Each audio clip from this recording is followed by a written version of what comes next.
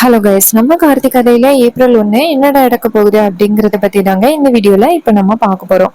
மறக்காம இந்த வீடியோவுக்கு லைக் பண்ணிக்கோங்க. நீங்க லைக் பண்றது தான் எங்களுக்கு அடுத்தடுத்து வீடியோ போடுறதுக்கு ரொம்ப இன்ட்ரெஸ்டிங்கா இருக்கும். ஸோ மறக்காம லைக் பண்ணிட்டு இந்த வீடியோவை தொடர்ந்து பாருங்க, எங்களுக்கு தொடர்ந்து ஆதரவு கொடுங்க. வாங்க, என்ன நடக்குது அப்படிங்கறத பத்தி நம்ம இப்ப பார்ப்போம். என்ன நடக்குது அப்படின்னா, நம்ம ஹீரோயினை வீட்டுக்கு கூட்டிட்டு வராங்க. ஈஸ்வரி ரொம்ப சந்தோஷமா அவங்க பொண்ணுக்கு ஆரத்தி எடுத்து வீட்டுக்குள்ள வரவேற்கிறாங்க. அவங்க எப்படி அதுக்காக வரவேற்கிறாங்க அப்படின்னா, தான் பொண்ணு அந்த டிரைவர் பையலோட நடந்த கல்யாண வாக்கை எல்லாத்தையுமே மறந்துட்டா. இதுக்கப்புறம் அவனால நமக்கு எந்தவித பிரச்சனையும் இல்லை அப்படிங்கிற சந்தோஷத்துல ஈஸ்வரி நம்ம ஹீரோயினுக்கு ஆரத்தி எடுத்து வீட்டுக்குள்ள வரவேற்கிறாங்க.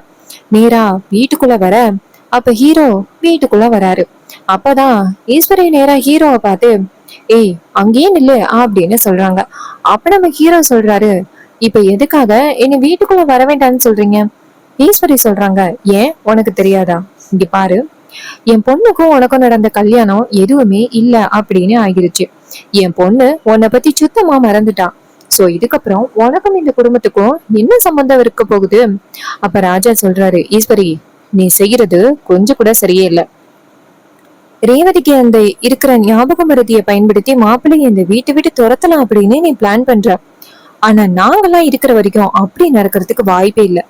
ரேவதி எந்த அளவுக்கு இந்த குடும்பத்து மேல பாசமா இருந்தா, மாப்பிள்ளை மேல பாசமா இருந்தா அப்படின்னு எங்க எல்லாருக்குமே தெரியும். உன்னோட இந்த புத்தியால நாங்க கண்டிப்பா இது எதையுமே விட்டு கொடுக்க மாட்டோம். மாப்பிள்ளை நீங்க வீட்டுக்குள்ள வாங்க. யாரு என்ன சொன்னாலும் சரி, நீங்க தான் ரேவதிக்கு வந்துட்டு மனைவி. அதுல எந்த வித மாற்றமும் இல்ல. நீங்க வாங்க மாப்பிள்ள அப்படின்னு வீட்டுக்குள்ள கூப்பிடுறாங்க. இதெல்லாம் பார்த்துட்டு நம்ம ஹீரோயினுக்கு குழப்பமா இருக்கு. ஹீரோயின் சொல்றாங்க, அம்மா இங்க என்ன நடக்குது அப்படின்னு. அப்ப ஈஸ்வரி சொல்றாங்க, அம்மாடி இவன் உன்னை ஏமாத்தி கல்யாணம் பண்ணிட்டான். இவன் வேண்டாம் அப்படின்னு நான் சொல்றேன். ஆனா உங்க அப்பாவை பத்தியா? அதுக்கு ஹீரோயின் சொல்றாங்க, அம்மா இவரை என்னுடைய ஹஸ்பண்ட் அப்படின்னு சொல்றீங்க. ஆனா எனக்கு இவர் யாரு அப்படின்னே தெரியல. சோ எனக்கு அதை பத்தி பேசணும் அப்படின்னு விருப்பமும் இல்லை. நான் போயிட்டு ரெஸ்ட் எடுக்கிறேன் அப்படின்ட்டு போறாங்க. இதெல்லாம் பார்த்துட்டு நம்ம ஹீரோவுக்கு ரொம்ப கவலையா இருக்கு. என்னடா இது, ரேவதி இப்படி பேசுறாளே அப்படின்ட்டு. அப்போ ரேவதி அந்த இடத்துல இருந்து போனதோட ஈஸ்வரி நேரா ஹீரோவை பார்த்து, பாத்தியா எப்படியாவது ஏதாவது ஒரு சூழ்நிலையை பயன்படுத்தி இந்த வீட்டுக்குள்ளேயே செட்டில் ஆகிடலாம் அப்படின்னு நீ பிளான் பண்ண. அந்த கடவுள் என்ன கொடுத்துருக்கான் பாத்தியா உனக்கு? நீ இப்பவே இந்த வீட்டை விட்டு போறது நல்லது. அப்ப ஹீரோ சொல்றாரு, இங்க பாருங்க, நீங்க எடுக்கிற முடிவு ரொம்ப தப்பு. ரேவதி எந்த அளவுக்கு என்ன காதலிச்சா அப்படிங்கிறது உங்களுக்கு நல்லாவே தெரியும். உங்களை எதிர்த்து என் கூட தான் வாழ்வேன் அப்படின்னு ரொம்ப போட்டி போட்டான். நீங்க என்ன பண்ணாலும் சரி, கண்டிப்பா ரேவதி என்ன மறக்க மாட்டான். அதுக்கு வில்லி சிரிக்கிறாங்க, பாத்தியாக்கா டாக்டர் என்ன சொன்னாங்க? கடந்த 3 வருஷத்துல உள்ள எல்லா விஷயமும் ரேவதிக்கு மறந்து போயிட்டு இனிமே என்ன ட்ரை பண்ணாலும் ரேவதிக்கு ஞாபகத்துல வரதுக்கு வாய்ப்பே இல்லை அப்படின்னு டாக்டர் சொன்னாங்க. பட் அதையெல்லாம் மறந்துட்டு என்ன பேசுறான் பாத்தியா? அந்த அளவுக்கு அவனுக்கு திமிருக்கா? நம்ம எல்லாரையுமே ஏமாத்தி எப்படியாவது ரேவதியை கொண்டுட்டு போயிடலாம் அப்படின்னு நினைக்கிறான். ஆனா அவன் என்ன ட்ரை பண்ணாலும் சரி, நம்ம வீட்டு பொண்ணை விட்டு கொடுக்கவே கூடாது. அதுக்கு ஈஸ்வரி சொல்றாங்க, ஆமாண்டி நான் கண்டிப்பா என் பொண்ணை விட்டு கொடுக்க மாட்டேன் அப்படின்னு. அப்ப ஹீரோ சொல்றாரு, அத்தை என்னைக்குமே உங்ககிட்ட இருந்து உங்க பொண்ணை பிரிக்கணும் அப்படிங்கிற ஆசை எனக்கு என்னைக்குமே இல்லை. ரேவதி நல்லபடியா வாழணும் அப்படிங்கிற ஆசை மட்டும்தான். என்ன நடந்தாலும் சரி, நான் ரேவதியை விட்டு கொடுக்க மாட்டேன். ஏன்னா ஒரு நாள் ரேவதிக்கு பழைய ஞாபகங்கள் வந்துச்சு அப்படின்னா அவ கண்டிப்பா என் சட்டையை பிடிச்சு கேட்பா, எதுக்கு என்ன விட்டுட்டு போன அப்படின்னு கேட்பா. அவளுக்கு கண்டிப்பா என்னால பதில் சொல்ல முடியாது. சோ என்னை பொறுத்த வரைக்கும் நான் ரேவதிக்கு பதில் சொல்லணும். சோ நீங்க என்ன சொன்னாலும் சரி, உங்க பேச்ச என்னால கேட்க முடியாது அப்படின்னு. இது கேட்டதும் ரொம்பவே அதிர்ச்சி ஆகுறாங்க வில்லி. அப்போ நம்ம வில்லி அவங்க அக்காவை பார்த்து, பாத்தி அக்கா எப்படி பேசுறத. அதுக்கு ஈஸ்வரி சொல்றாங்க, சரிடி அவன் எவ்வளவு சத்தம் போட்டாலும் போட்டுக்கட்டும். ரேவதி கண்டிப்பா இவன் கூட சேர்ந்து வாழ்றதுக்கு வாய்ப்பே இல்லை. இதை கேட்டதும் வில்லி சொல்றாங்க, சரிக்கா அப்படின்ட்டு. அப்ப நம்ம ஹீரோ என்ன பண்றாருன்னா நேரா ரேவதியோட ரூமுக்கு போறாரு.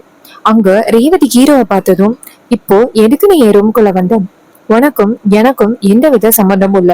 சோ தயவு செஞ்சு இனிமே என்னோட அனுமதி இல்லாம ரூமுக்குள்ள வர வேலைய வச்சுக்காத. உனக்கும் எனக்கும் கல்யாணம் நடந்துச்சு அப்படின்னு எல்லாரும் சொல்றாங்க. பட் எனக்கு உன்னை பத்தின ஞாபகம் எதுவுமே இல்லை. அதனால நீ இந்த ரூமுக்குள்ள வரதுக்கு முயற்சி பண்ணாத. அப்ப ஹீரோ சொல்றாரு, என்ன ரேவதி இப்படி சொல்ற? என் மேல நீ எந்த அளவுக்கு பாசமா இருந்து தெரியுமா? தயவு செஞ்சு அப்படி சொல்லாத. அப்ப ஹீரோயின் சொல்றாங்க, இங்க பாரு, எனக்கு நீ யாருன்னே தெரியல அப்படின்னு சொல்றேன், என்ன பேசுற, கிளம்பு அப்படின்ட்டு. அப்போ ரூமுக்குள்ள சத்தம் கேட்கறத பார்த்துட்டு ஈஸ்வரி அந்த இடத்துக்கு வராங்க. வந்துட்டு என்ன நடக்குது அப்படின்னு கேக்குறாங்க. அதுக்கு ஹீரோயின் சொல்றாங்க, அம்மா, இவனை யாருன்னே எனக்கு தெரியலன்னு சொல்றேன். தேவையில்லாம இங்கிருந்து எனக்கு தொந்தரவு கொடுத்துக்கிட்டு இருக்கான். இவனை வெளியில போய் சொல்லுமா. ஈஸ்வரி நேரா ஹீரோவை பார்த்து, இங்க பாரு, நான் உன்கிட்ட என்ன சொன்னேன், என் பொண்ணுக்கு ஞாபக மறதி இருக்கு, அதனால தயவு செஞ்சு அவளை தொந்தரவு பண்ணாத அப்படின்னு சொன்னேன். நீ இந்த மாதிரி தொந்தரவு பண்றது நியாயமே இல்ல, வெளியில போ அப்படின்னு சொல்ல நம்ம ஹீரோ சோகமா வெளியில வராரு. அப்ப ஹீரோயின் அவங்க அம்மாவை பார்த்து, அம்மா, மறுபடியும் இவன் என் ரூமுக்குள்ள வராம பாத்துக்க வேண்டியது உங்களோட பொறுப்பு. தேவையில்லாம கண்டவனையும் என் ரூமுக்குள்ள அனுப்பாதீங்க. அதுக்கு ஈஸ்வரி சொல்றாங்க, சாரிமா, நான் ஏதோ நார்மலா இருந்துட்டேன், என்ன மன்னிச்சிருமா. அப்ப ஹீரோயின் சொல்றாங்க, அம்மா, எனக்கு அவனை கொஞ்சம் கூட பாக்குறதுக்கு விருப்பமே இல்லம்மா, அவனை தயவு செஞ்சு இந்த ரூமுக்குள்ள அனுப்பாதீங்கம்மா. அதுக்கு ஈஸ்வரி சொல்றாங்க, சரிம்மா, அவன் என்கிட்ட கேட்காம ரூமுக்குள்ள வந்துட்டாமா, அதுக்கு நான் என்ன பண்றது. அதுக்கு ஹீரோயின் சொல்றாங்க, அம்மா, என்னன்னே தெரியல, அவனை பார்த்தாலே எனக்கு கோவம் வருதுமா. ஈஸ்வரி சொல்றாங்க, சரிம்மா, நான் பாத்துக்கிறேன் அப்படின்ட்டு. அதுக்கப்புறம் ஹீரோயினை படுக்க வச்சுட்டு ஈஸ்வரி வெளியில வராங்க. வெளியில வந்துட்டு நேரா ஹீரோவை பார்த்து, இங்க பாரு, நான் கொஞ்ச நேரத்துக்கு முன்னாடி தானே சொன்னேன் என் பொண்ணோட ரூமுக்குள்ள அனுமதி இல்லாம போக கூடாது அப்படின்னு, அப்புறம் எதுக்கு போனேன். ராஜா சொல்றாரு, ஈஸ்வரி என்ன பேசுற, அவங்க 2 பேருக்கும் கல்யாணம் ஆகிட்டு. அதுக்கு ஈஸ்வரி சொல்றாங்க, இங்க பாருங்க, என் பொண்ணுக்கு இப்ப என்ன நடந்துச்சு அப்படிங்கறத பத்தி தெரியும்ல, என் பொண்ணுக்கு பழைய ஞாபகங்கள் எதுவுமே இல்ல. நீ தேவையில்லாம வந்துட்டு அவனை ரூமுக்குள்ள அனுப்புற வேலையை வச்சுக்காதீங்க, இதனால என் பொண்ணுக்கு பாதிப்புகள் வர்றதுக்கு வாய்ப்பு இருக்கு. இதை கேட்டதும் ஹீரோ சொல்றாரு, அத்தை, நான் பண்ணது தப்புதான், நான் பண்ண தப்புக்கு நான் உங்ககிட்ட மன்னிப்பு கேட்டுக்கிறேன், மறுபடியும் நான் ரூமுக்குள்ள போக மாட்டேன் அப்படின்னு. ஈஸ்வரியும் சரி அப்படின்ட்டு போறாங்க. அப்ப நம்ம ஹீரோயின் நைட் தூங்கிட்டு இருக்கும் பொழுது அவங்களுக்கு பயங்கரமான ஒரு கனவு வருது. கனவு வந்துட்டோம் அப்படியே கத்த ஆரம்பிக்கிறாங்க. நம்ம ஹீரோ வந்துட்டு சோஃபால படுத்து கிடக்குறாரு. அவருக்கு சத்தம் கிட்டத்தோட இங்க இருந்து ஓடுறாரு. ஓடி போய் ரேவதியை பார்த்து, ரேவதி, ரேவதி என்னாச்சு, நான் இருக்கேன், சத்தம் போடாது அப்படின்னு சொல்ல ரேவதி ஹீரோவை பார்த்ததோட இன்னும் சத்தம் போட ஆரம்பிக்கிறாங்க. அப்ப வீட்டுல உள்ள எல்லாருமே ஓடி வராங்க. வந்ததோட என்னாச்சு அப்படின்னு கேக்குறாங்க. அதுக்கு ஹீரோ சொல்றாரு, என்னாச்சுன்னு தெரியல, ரேவதி சத்தம் போட ஆரம்பிச்சா, அவளை பாக்குறதுக்காக வந்தேன் அப்படின்னு. இதை கேட்டதும் ஈஸ்வரி சொல்றாங்க, இங்க பாரு, உன்னதான் இந்த ரூமுக்குள்ள வரவே கூடாது அப்படின்னு சொல்லியிருக்கேன்னு, அப்புறம் எதுக்கு வர. அப்ப ஹீரோ சொல்றாரு, அத்தை என்னாச்சுன்னு தெரியல, ரேவதி ரொம்ப சத்தம் போட்டா, அவளை பாக்குறதுக்காக தான் வந்தேன். ஈஸ்வரி சொல்றாங்க, இங்க பாரு, நான் உன்கிட்ட எவ்வளவு சொல்லியே நீ கேட்கல இல்ல. அப்போ ரேவதி சொல்றாங்க, அம்மா, இவனை என் ரூமுக்குள்ள அனுப்பாத அப்படின்னு நான் உன்கிட்ட சொன்னல, எதுக்காக இவனை மறுபடியும் என் ரூமுக்குள்ள அனுப்புனேன். அப்ப ஈஸ்வரி சொல்றாங்க, இங்க பாருமா, இவன் எப்படி வந்தான் அப்படின்னு எனக்கு சுத்தமா தெரியாதுமா, என்னை மன்னிச்சிருமா. அதுக்கு ஹீரோயின் சொல்றாங்க, சரிம்மா, இவன் மறுபடியும் என் ரூமுக்குள்ள வரக்கூடாது அப்படின்னு சத்தம் போடுறாங்க. அப்போ நம்ம ஹீரோ வெளியில வராரு. வெளியில வந்ததும் நம்ம ஹீரோவுக்கு ரொம்ப கவலையா இருக்கு. என்னாலதான் ரேவதி இன்னும் வந்துட்டு ரொம்ப கஷ்டப்பட்டுக்கிட்டு இருக்கா.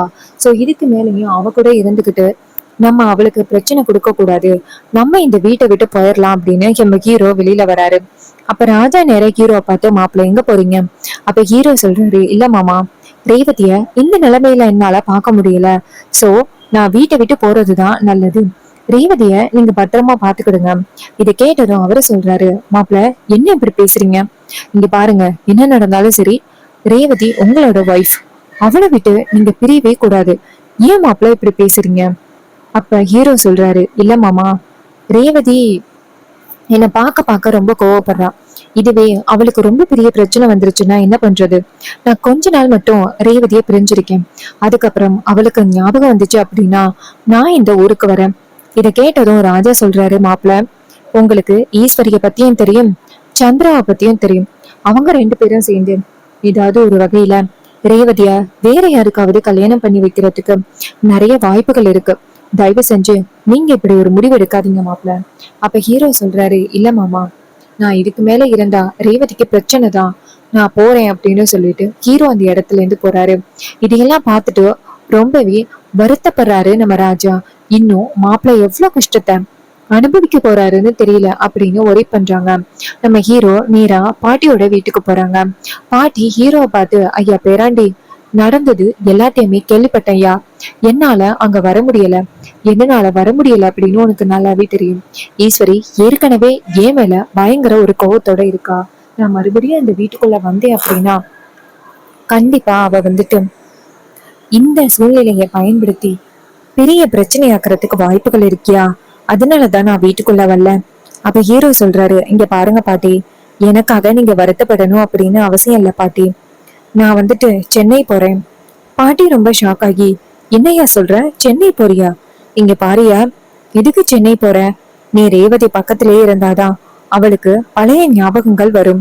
அப்ப ஹீரோ சொல்றாரு, இல்ல பாட்டி, கண்டிப்பா வந்துட்டு நான் ரேவதி பக்கத்துல இருந்தேன் அப்படின்னா ரேவதிக்கு இன்னுமே வந்துட்டு அவ நினைவுகள்ல பாதிப்பு வர்றதுக்கு நிறைய வாய்ப்புகள் இருக்கு. என்னால ரேவதிக்கு எந்த பிரச்சனையும் வரக்கூடாது. அவ நிம்மதியாவும் சந்தோஷமாவும் இருக்கணும். என்னால அவ கஷ்டப்படக்கூடாது பாட்டி. அப்ப பாட்டி சொல்றாங்க, ஐயா, நீ எடுக்கிற முடிவு எனக்கு ரொம்ப கஷ்டமா இருக்கியா? தயவு செஞ்சு சொல்றது கேளுயா. அப்ப ஹீரோ சொல்றாரு, இல்ல பாட்டி, எனக்கு ரொம்ப கஷ்டமா இருக்கு. சோ இதுக்கு மேலயும் என்னால வந்துட்டு யாரும் வருத்தப்பட வேணாம். நான் சென்னை கிளம்புற பாட்டி. இது கேட்டதும் பாட்டி ரொம்ப வருத்தப்படுறாரு.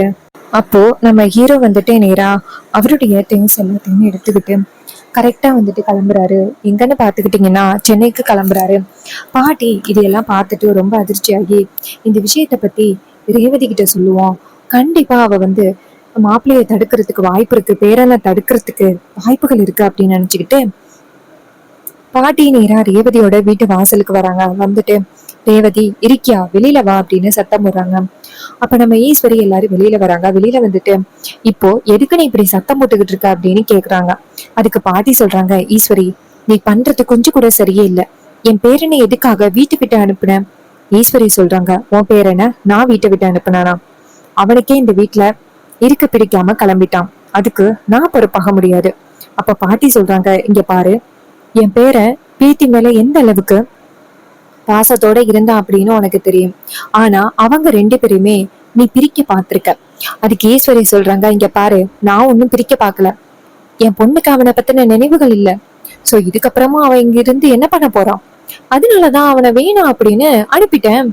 இது கேட்டதும் பாட்டி சொல்றாங்க, இங்க பாரு, நீ பண்றது அநியாயம். இப்ப என் பேரன் ஊரை விட்டு சென்னை கிளம்புறான். நான் என் பேத்திக்கிட்ட சொல்லணும். அப்ப ஈஸ்வரி சொல்றாங்க, ஏய், எங்க போற? வீட்டுக்குள்ள வர வேற வச்சுக்காத, தயவு செஞ்சு வெளியிலே நின்னு. அதுக்கு பாட்டி சொல்றாங்க, இல்ல முடியாது, நான் போய் இப்பவே என் பேத்திக்கிட்ட பேசுறேன். ஈஸ்வரி சொல்றாங்க, இதுக்கப்புறம் ஒரு அடி எடுத்து வச்சா அவ்வளவுதான். என் பொண்ண உங்க யாராலையுமே இனிமே பார்க்க முடியாது. என் பொண்ண உங்களால சந்திக்க முடியாது. அவளுடைய அந்த அறியாமைய பயன்படுத்தி தான் நீங்க எந்த அளவுக்கு பயன்படுத்துறீங்க அப்படின்னு எனக்கு நல்லாவே தெரியும். இதுக்கப்புறமும் கண்டிப்பா என் பொண்ணை ஏமாத்த முடியாது. என் பொண்ணுக்கு நான் எப்பவுமே துணையா இருப்பேன் அப்படின்னு. இதை கேட்டதும் பாட்டி சொல்றாங்க, இங்க பாரு, நீ பண்றது கொஞ்சம் கூட சரியே இல்லை. கூடிய சீக்கிரம் உனக்கு சரியான தண்டனை கிடைக்கும். என் பேரனோட வாழ்க்கையில விளையாடாத. ஈஸ்வரி சொல்றாங்க, என் பொண்ணோட வாழ்க்கையில விளையாண்டதே நீங்க எல்லாரும் தான். இப்ப என்ன பேசுறீங்க அப்படின்னு சொல்லிட்டு ஈஸ்வரி பேசுறாங்க. இதையெல்லாம் கேட்டுட்டு பாட்டிக்கு ரொம்பவே கவலையா இருக்கு. இவகிட்ட நம்ம எத்தனை தடவை சொன்னாலும் கேட்க மாட்டா போல அப்படின்னு பாட்டி ரொம்ப ஒரே பண்றாங்க. சோ அப்கமிங் எபிசோடுல நம்ம ஹீரோ எப்படி ரேவதிய சமாளிக்க போறாரு, ரேவதிக்கு பழைய நினைவுகளை எப்படி கொண்டுட்டு வர போறாரு, இது எல்லாமே தான் அப்கமிங் எபிசோடுல ரொம்ப இன்ட்ரெஸ்டிங்கா நடக்க போகுது. சோ இதே மாதிரி இன்னுமே அப்டேட்ஸ் வேணும் அப்படின்னு நினைச்சீங்கன்னா நம்ம சேனலை மறக்காம சப்ஸ்கிரைப் பண்ணிக்கோங்க. பக்கத்துல உள்ள பெல் ஐகானையும் கிளிக் பண்ணி ஆல்னு செட் பண்ணிக்கோங்க. அப்பதாங்க அடுத்தடுத்து வீடியோ போடும் பொழுது உங்களுக்கு தொடர்ச்சியா நோட்டிபிகேஷன் வரும், பார்க்கலாம். ஸோ இதே மாதிரி வேற ஏதாவது ஒரு கதையில பார்ப்போம். அண்ட் நம்ம கிட்ட ஹேர் கிளிப்ஸ் அண்ட் அக்சசரிஸ் எல்லாமே அவைலபிளா இருக்கு. எல்லாமே அஃபோர்டபுள் ரேட்ல இருக்கு. Matte finish flower clip, satin scrunchies and நிறைய கிளிப்ஸ் எல்லாமே இருக்கு. அண்ட் டெய்ஸி கிளிப்ஸ் கூட இருக்கு. இந்த டெய்ஸி கிளிப்ஸ் பார்க்கறதுக்கு ரொம்ப அட்ராக்டிவா இருக்கும். அண்ட் நீங்க வீட்டில இருந்தே பிஸ்னஸ் பண்றீங்க அப்படின்னா ஜஸ்ட் $499 ஃப்ரீ ஷிப்பிங்கோட ஒரு காம்போ பேக் இருக்கு. ஸோ இந்த பேக் வேணும் அப்படின்னா கமெண்ட்ல ஹாய் அப்படின்னு மெசேஜ் பண்ணுங்க. எப்படி ஆர்டர் பண்றது அப்படிங்கறத பத்தி உங்ககிட்ட நான் சொல்றேன். தேங்க்யூ ஃபார் வாட்சிங். நெக்ஸ்ட் வீடியோல பார்ப்போம்.